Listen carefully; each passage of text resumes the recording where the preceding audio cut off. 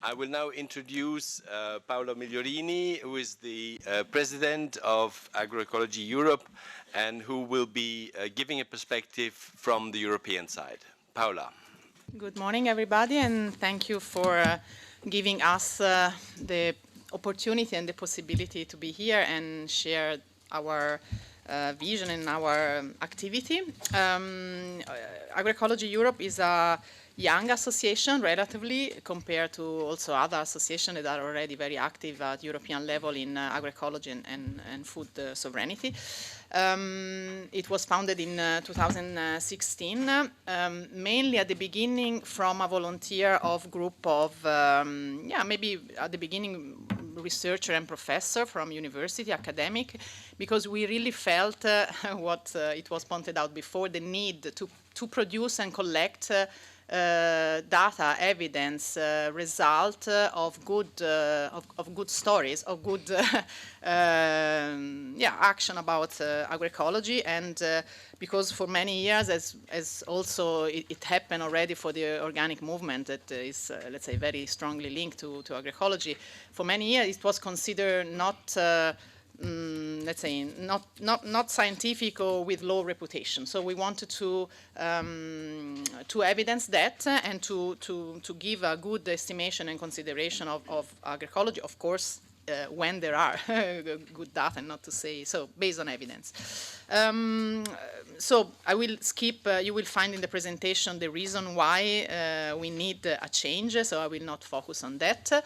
Maybe very briefly, I would like to say that agroecology, even though now it's in some place, or anyhow at European level, FAO, something that is becoming popular for, is not just recent of 2 years ago, but have an history behind, and also in the academia, in the scientific process, went along with ecology and ecology in agriculture.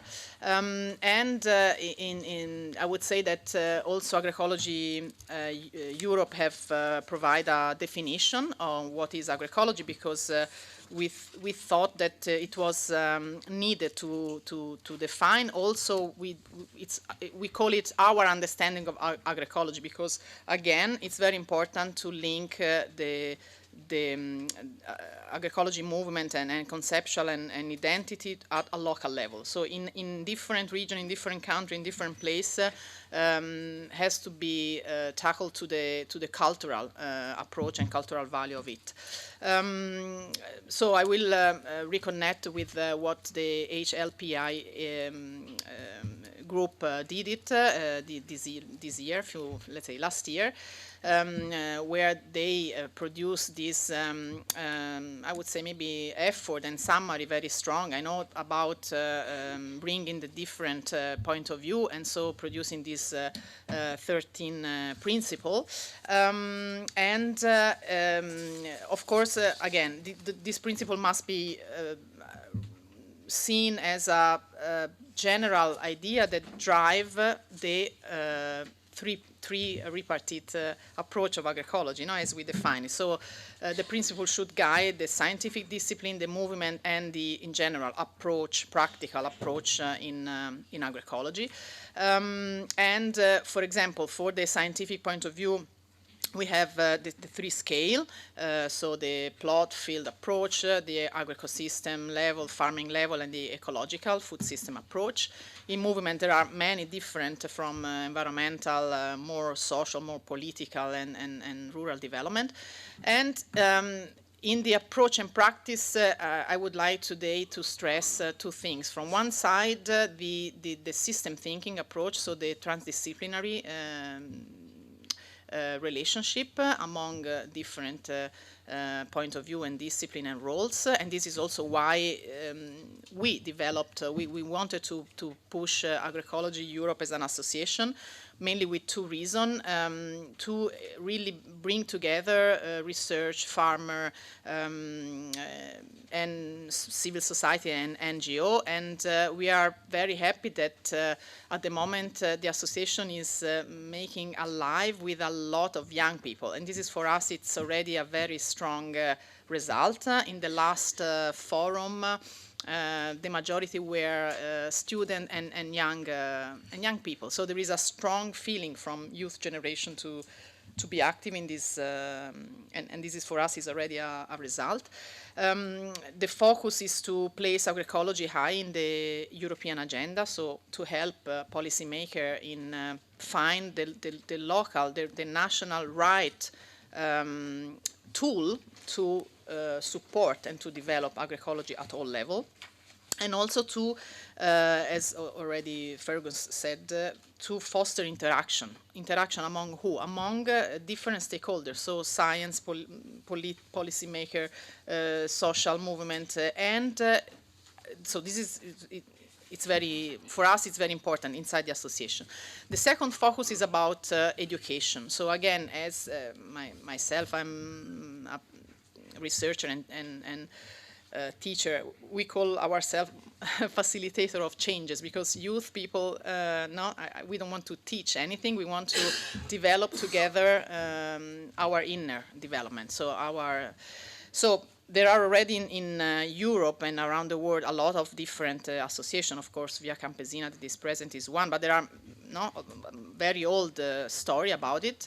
About the practices, I would like to say something more, because it was requested by Isolina, and to give some practical example about what are practices. So there are many, and through policy we should help the system to evolve and keep all together as an approach. Okay, so it's not just to choose one as a pickle, but to because all of them are correlated, so we can't avoid one of them. Let's say they are system related, because we learn from ecology.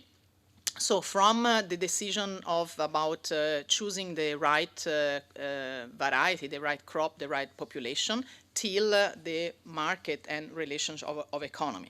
So the question before about, for example, the productivity and relation within organic fertilizer, my question would be in which pedoclimatic condition we are, what is the crop and what is the variety, so the genetic about that variety, for which purpose, what is the market for that. So there are many questions that we should pose before answering that question. Okay, so it's much more complex.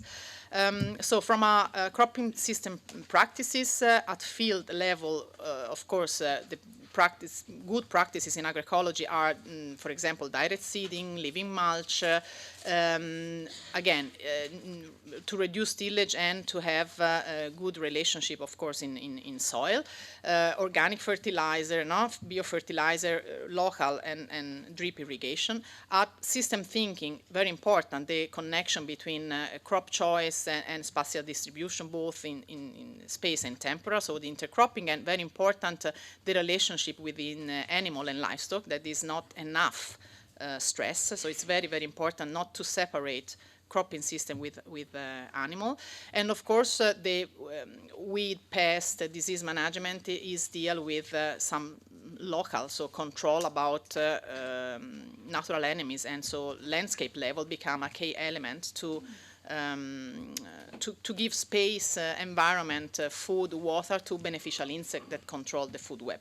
This is just at cropping system level. Then, regarding science, also there was an evolution from, let's say, very specific plot field relationship or synecology or autoecology to a more system approach. So where different, I'm for example trained as an agronomy, but every day I talk and develop projects with anthropologists, economists, even philosophers. So the approach should be really transdisciplinary. And there are many research priorities today. For example, I just mentioned one or two, glyphosate alternative. And the point is that it's not true that there is the technical answer, but we have to work in a local system to help everybody to adapt to that, for example, solution.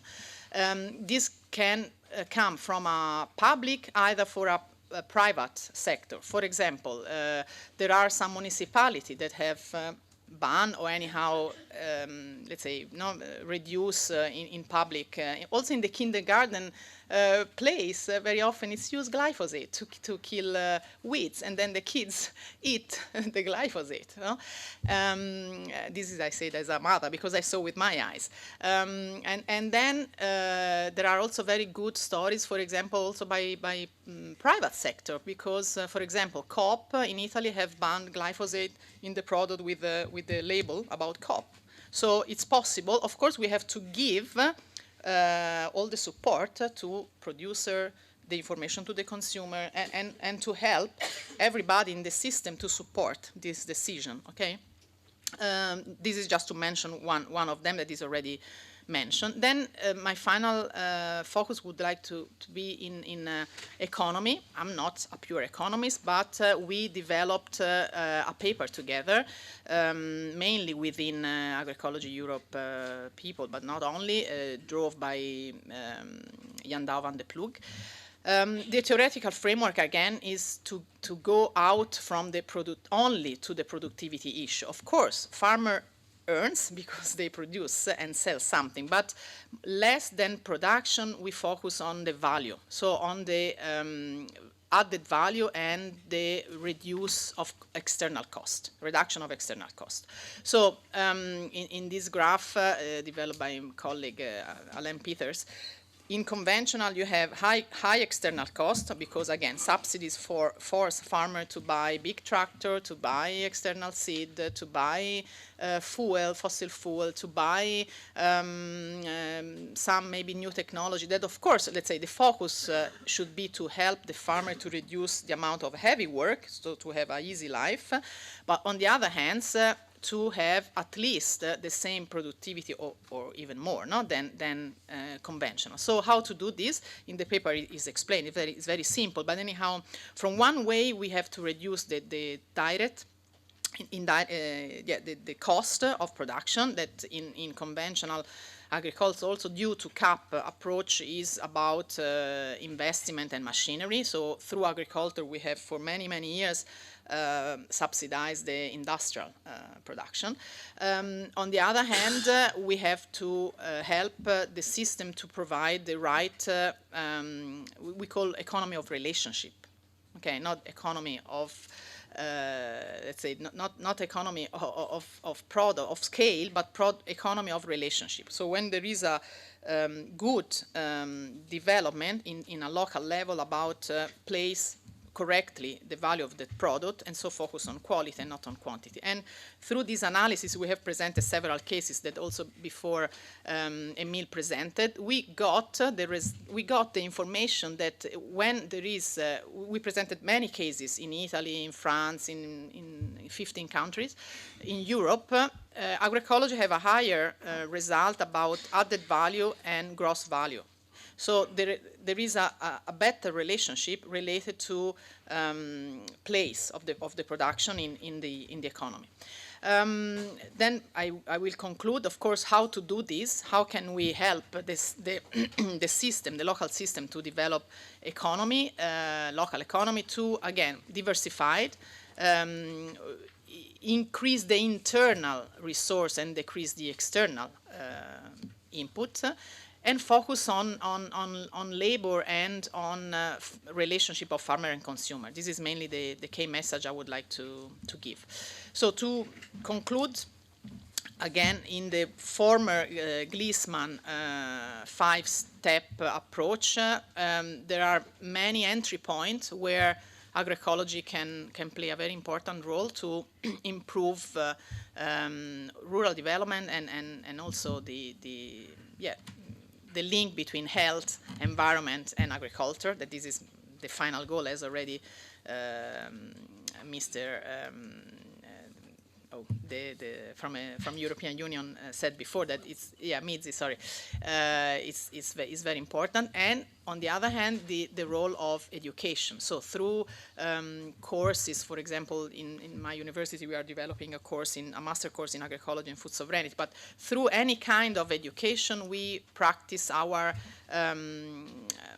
we develop our core competence: better dialogue, better visioning, to improve reflection and discussion among us. That's it. Thank you. Thank you, Paola.